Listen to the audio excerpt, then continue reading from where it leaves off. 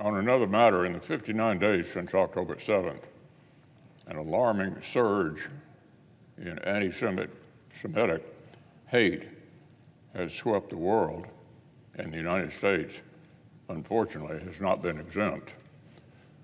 On Sunday, an angry mob descended upon a Philadelphia restaurant co-owned by an Israeli-born Jew.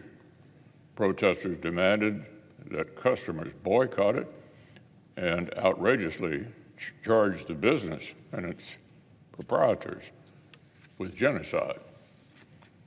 Unfortunately, this is hardly an isolated incident.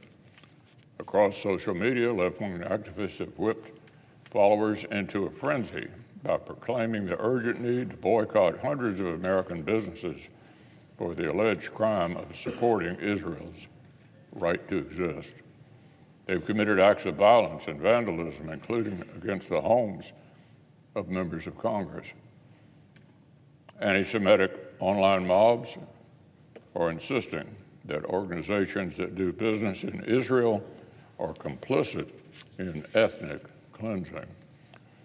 Unfortunately, these situations seem most often to flare up on the campuses of elite universities.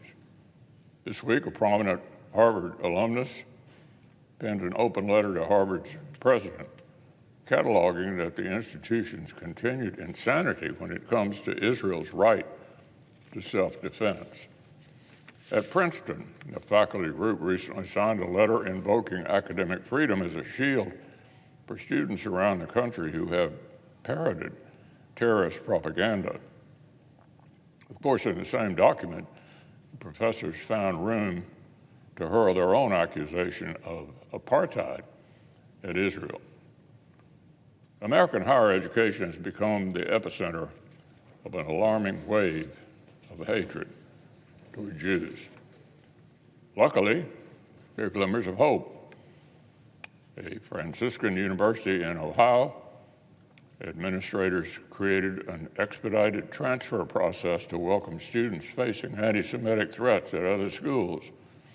Catholic friars in rural Appalachia are eager to accept Jewish students that the Ivy League is failing to protect. But unfortunately, stories like these are few and far between.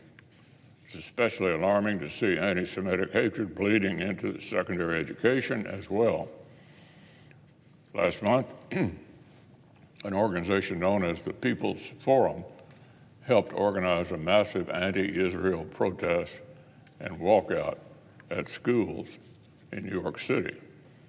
The group, which has direct ties to both domestic radical activists and state propagandists in Beijing, is creating toolkits and posters to facilitate such events at other schools.